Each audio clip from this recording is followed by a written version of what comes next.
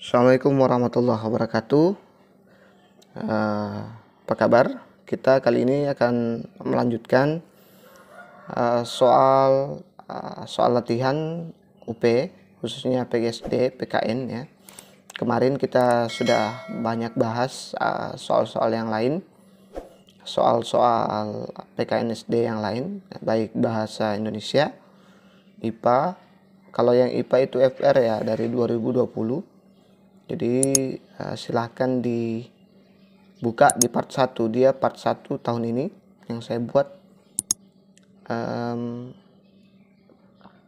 tahun lalu akhir Desember saya buat, karena saya dapat soalnya sekitar November. Jadi saya sempat bahas itu sekitar Desember. Itu asli katanya menurut teman yang ngasih. Untuk teman yang ngasih, terima kasih banyak. Semoga bisa membantu teman-teman yang mau UP nanti. Bagi teman-teman yang baru bergabung di channel ini, bisa cek nanti di video saya. Oke, bagi yang baru bergabung, saya mohon bantuannya untuk klik subscribe, like, dan share ke teman-teman. Tonton juga video-video lainnya seperti pedagogi dan soal sosial kepribadian ya. Karena soal sosial kepribadian yang saya upload juga di sini itu bukan kebanyakan ya, semua itu adalah soal-soal yang naskah asli ya, yang saya pakai maupun yang teman-teman pakai di 2020 kemarin akhir ya. Oke, kita langsung masuk ke kisi-kisi yang pertama. Ini adalah part 11 di tahun ini. Untuk PGSD saya kira sudah lengkap. Setelah ini mungkin nanti saya hanya tinggal memberikan tryout soal dan jawaban untuk sebagai latihan ya, berdasarkan kisi-kisi yang ada. Oke. Materi pokok PKN SD, capaian pembelajaran, mampu mengidentifikasi dan memecahkan masalah-masalah dalam membangun kepribadian nasional dan demokrasi konstitusional Indonesia, semangat kebangsaan dan cinta tanah air serta bela negara. Indikator esensial, mampu mengkritisi kelemahan utama pengembangan sistem demokrasi konstitusional di Indonesia. Coba kita lihat soalnya. Berikut ini merupakan kelemahan sistem pemerintahan presidensial yang pernah berlaku di Indonesia pada era reformasi, yaitu A. Badan eksekutif lebih stabil kedudukannya karena tidak tergantung pada parlemen. B. Masa jabatan badan eksekutif lebih jelas dengan jangka waktu 5 tahun. C.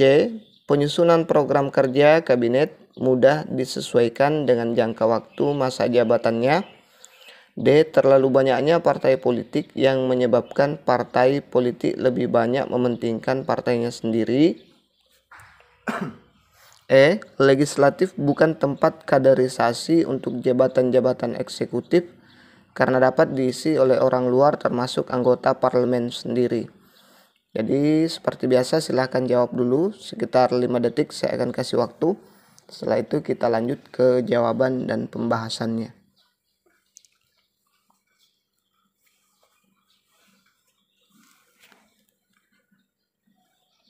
Jadi jawabannya ada di option D. Nah, ini terlalu banyak partai politik yang menyebabkan partai politik lebih banyak mementingkan partainya sendiri ya, pernah berlaku di sini ya. Setelah era reformasi itu bermunculan ada aturan yang membebaskan bahwa semakin banyak partai politik semakin baik. Nyatanya realitas sekarang bahwa malah jadi amburadul ya, karena kebanyakan partai politik sekarang itu hanya mementingkan partai-partai mereka ya. Mereka bekerja seolah-olah bekerja untuk partai ya, bukan untuk rakyat mereka ya. makanya korupsi terjadi di mana-mana. Karena ada setoran khusus ya, gaji dari anggota-anggota legislatif itu harus menyetor sekian-sekian, dan kalau mereka merasa kurang atau mereka merasa kurang dengan setoran, kurang dengan gaji mereka malah berbuat hal-hal yang tidak rasional, yaitu dengan cara korupsi di mana-mana. Itu karena banyaknya kewajiban yang harus dipenuhi untuk partai politik. Nah, semoga kita yang jadi guru ini bisa membangun karakter-karakter yang jauh dari kata korupsi, apalagi mementingkan diri sendiri ya, mementingkan partai. Makanya perlu ditanamkan pendidikan karakter, pendidikan religius, itu sangat penting untuk menghindari ini. Baik, kita lihat pembahasannya. Dalam sistem pemerintahan yang berlaku di Indonesia pada masa Orde Baru sampai era reformasi ada banyak kelebihan dan kekurangannya. Salah satu kekurangan demokrasi konstitusional pada masa reformasi adalah terlalu banyaknya partai politik yang menyebabkan partai politik lebih banyak mementingkan partainya sendiri. Ya, waktu selesai reformasi semua aktivis disuruh untuk atau bergerak untuk membuat partai-partai sendiri ya, yang malah merugikan rakyat kita sendiri. Kita lanjut ke soal berikutnya. Materi pokok PKN-SD capaian pembelajaran mampu memilih dan menggunakan fakta dan peristiwa sosial kewarganegaraan sebagai laboratorium PPKN di masyarakat untuk pengembangan materi PPKN. Indikator esensial mampu memilih dengan argumentasi yang benar fakta dan peristiwa sosial kewarganegaraan yang dapat dijadikan pengembangan materi PKN.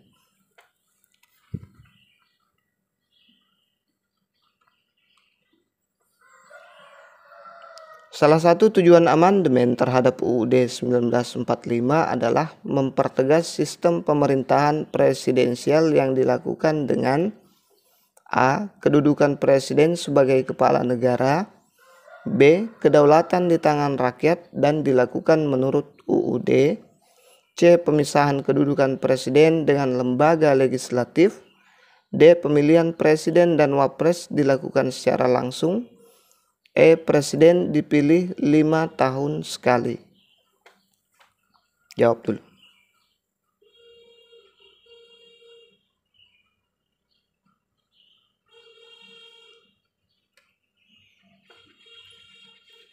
Jadi jawaban yang tepat ada di option D. Tujuan amandemen UUD 1945 adalah menyempurnakan aturan dasar mengenai jaminan konstitusional dan kewajiban negara dalam mewujudkan kesejahteraan sosial, mencerdaskan kehidupan bangsa, menegakkan etika, moral, dan solidaritas dalam kehidupan bermasyarakat, berbangsa, dan bernegara. Dalam rangka mempertegas sistem presidensial, maka salah satu amandemen UUD adalah pemilihan presiden dan wapres dilakukan secara langsung.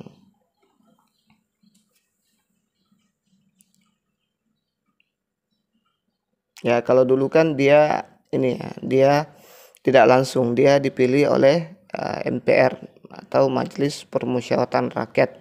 Setelah amandemen, maka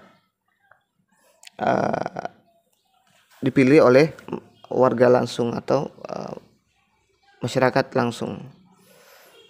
Baik, kita lanjut ke kisi-kisi selanjutnya. Saya ingatkan lagi teman-teman, jangan lupa subscribe, like, dan bantu share agar lebih manfaat lagi ya teman-teman. Materi pokok PKN-SD, capaian pembelajaran mampu menguasai konsep teoretis materi pelajaran PKN yang diampus secara mendalam meliputi bidang atau aspek Pancasila, UUD 1945, NKRI, dan Bhinneka Tunggal Ika. Mampu menerapkan prinsip dan nilai-nilai pasca modern abad globalisasi untuk memajukan kehidupan masyarakat Indonesia yang multikultur. Coba kita lihat soalnya. Dengan adanya perubahan zaman abad globalisasi, berbagai kemajuan ilmu, pengetahuan, dan teknologi sebaiknya kita A. Memanfaatkan kemajuan secara keseluruhan. B. Berhati-hati dalam menerapkan kemajuan iptek. C. Kita harus memanfaatkan potensi bangsa kita sendiri. D. Tidak semua yang modern itu baik untuk bangsa.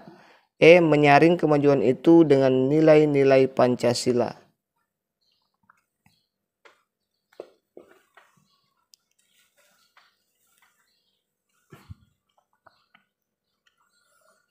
Jadi jawaban yang tepat ada di option E. Yaitu menyaring kemajuan itu dengan nilai-nilai Pancasila. Jadi Pancasila berfungsi sebagai filter dari maksudnya dari perubahan zaman abad globalisasi itu kan kebanyakan western ya, budaya-budaya barat mulai masuk dan menyaring kemajuan itu dengan nilai-nilai Pancasila ya, nilai-nilai timur ya. Jawaban E, ini lihat pembahasannya. Globalisasi merupakan fenomena mendunianya suatu peradaban yang saat ini adalah mendunianya peradaban atau kebudayaan barat, sehingga globalisasi sebenarnya berdampak positif dan negatif bagi negara-negara di dunia. Misalnya, dampak negatif globalisasi adalah kebebasan yang tak terbatas atau kebablasan. Tata kelakuan dan pola hidup bangsa timur semakin bergeser mengikuti arus kebarat-baratan atau westernisasi. Pancasila sebagai dasar negara Indonesia menjadi penyaring dalam kemajuan globalisasi yang tidak bisa dihindari. Oke, sampai sekarang sudah berapa yang benar teman-teman? Mudah-mudahan benar semua ya. Kita lanjut ke kisi-kisi berikutnya. Capaian pembelajaran masih sama ini ya. Mampu menyusun usulan kebijakan publik untuk perlindungan, pemajuan HAM, serta penegakan hukum secara adil dan benar. Mampu menilai kelemahan usulan kebijakan publik untuk perlindungan, pemajuan HAM, serta penegakan hukum secara adil.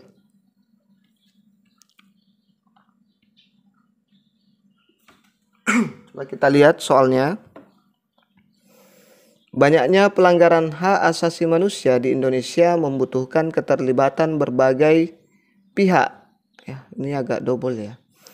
Berbagai pihak yang langsung dan tidak langsung dalam berbagai penegakan dan pemajuan HAM di Indonesia. Kuat lemahnya upaya penegakan dan pemajuan HAM secara langsung di Indonesia ditentukan oleh A. Kesadaran warga negara itu sendiri yang tidak mengetahui bahwa perilakunya melanggar hak asasi manusia. B. UUD 1945 dan amandemen, Undang-Undang Lembaga Kepemerintahan dan Lembaga Swadaya Masyarakat yang menangani HAM. C. Kemauan politik atau political will dari pemerintah yang sedang berkuasa. D. Hakim yang adil dalam memberikan keputusan. E. Komnas HAM dan KPAI, Komisi Perlindungan Anak Indonesia, Komisi Nasional Anti Kekerasan Terhadap Perempuan belum bekerja maksimal. Ya, jadi baca baik-baik soalnya ya. Jawab dulu ya.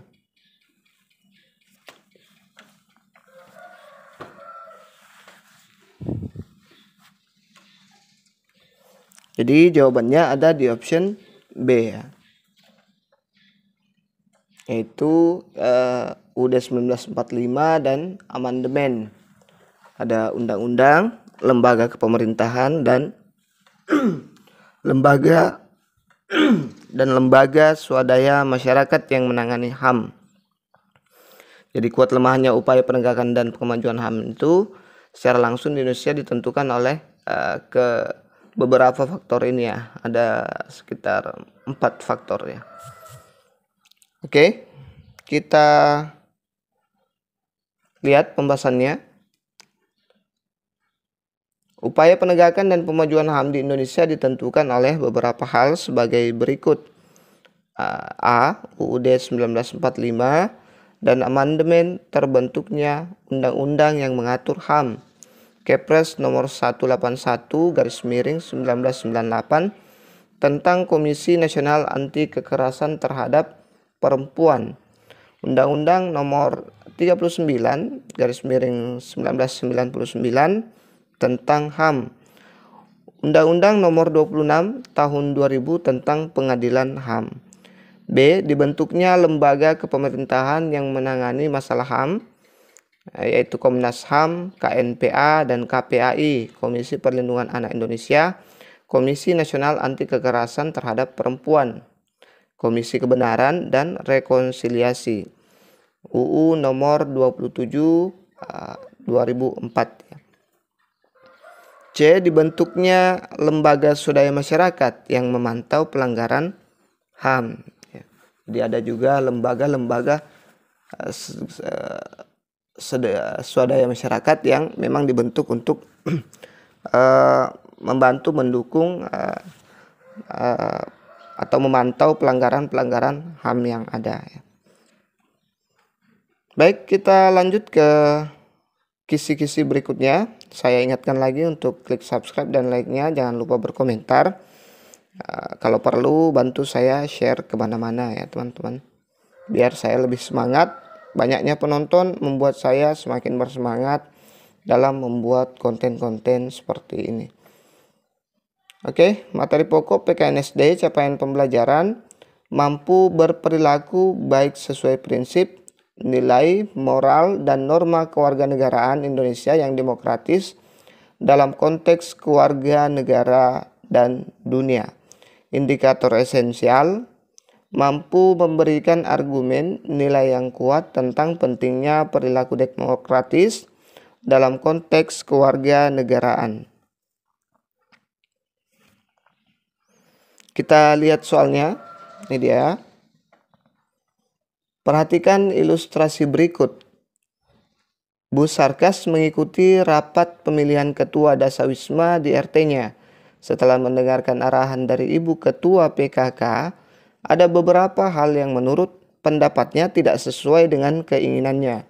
Maka secara spontan Bu Sarkas menyalahkan apa yang disampaikan Ibu Ketua PKK dengan bahasa yang sangat kasar dan menyakitkan hati. Perilaku Bu Sarkas ini bertentangan dengan norma A. Sosial, B. Kesopanan, C. Hukum, D. Agama, E. Kesusilaan.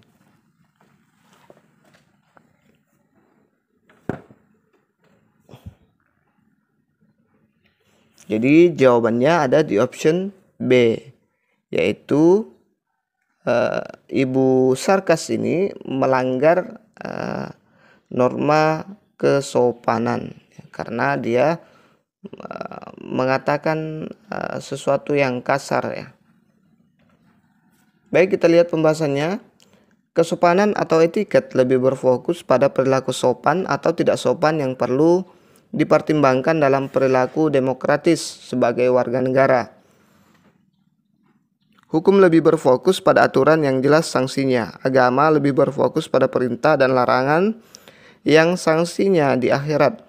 Sedangkan kesusilaan bersumber dari hati nurani dalam menentukan baik dan buruk. Norma atau kaidah adalah ketentuan, patokan, ukuran yang mengatur tingkah laku manusia dalam kehidupan bermasyarakat. Di balik ketentuan itu terdapat norma yang menjadi landasan tingkah laku manusia. Norma kesopanan adalah ketentuan hidup yang bersumber dari pergaulan masyarakat yang didasari oleh beberapa hal, diantaranya yaitu kebiasaan, kepatutan, kepantasan yang berlaku dalam masyarakat. Norma kesopanan juga disebut norma etiket, sopan santun atau tata krama. Norma sopan santun yang khas dan aktual akan berbeda antara masyarakat satu dengan yang lainnya. Contoh-contoh norma kesopanan: yang muda harus menghormati yang lebih tua usianya, berangkat ke sekolah harus berpamitan dengan orang tua terlebih dahulu, memakai pakaian yang pantas dan rapi, dan jangan berkata kasar dengan orang lain. Kita sebagai guru wajib selalu menanamkan hal ini setiap kali mengajar ya. Kalau saya ya bisa dikatakan ini memakan waktu beberapa menit ya. Saya tidak terlalu terpaku di rentetan-rentetan kegiatan RPP. Saya sering sekali melanggar rentetan kegiatan yang ada di RPP itu ya, untuk menekankan hal-hal yang sifatnya seperti ini. Ini yang mulai hilang dari bumi kita, maksudnya dari negara kita ya. Dulu kita waktu masih SD sangat tahu aturan. Sekarang anak-anak kita itu kebanyakan nginjak kaki kita tanpa mengatakan excuse me ya, tanpa mengatakan maaf. Sedangkan yang saya tinggali di sini, tempat saya ngajar di sini itu termasuk desa yang sangat terpencil. Harusnya anak-anak desa itu jauh lebih sopan ya kelakuannya dibanding anak-anak kota, karena mereka masih kental dengan budaya. Tapi ya the reality nyatanya sekarang anak-anak seperti itu ya, tidak seperti kurang etiket, kurang sopan santun, kurang menghormati dan sebagainya. Mari sama-sama kita bangun itu teman-teman. Saya harap teman-teman sepakat dengan ini ya. Mari kita sama-sama bangkitkan budaya-budaya kita yang telah tergerus oleh zaman ya, zaman HP, zaman TikTok dan sebagainya. Oke, itu saja dulu saya curhat juga sekalian di akhir. Jangan lupa subscribe, like, dan share teman-teman. Insya Allah kita akan buat nanti soal dan jawabannya ya untuk PGSD. Ada banyak soal untuk PGSD tapi saya tidak bahas ya. Mungkin saya hanya buat soal dan jawabannya saja seperti itu. Demikian, terima kasih sudah menonton. Assalamualaikum warahmatullahi wabarakatuh.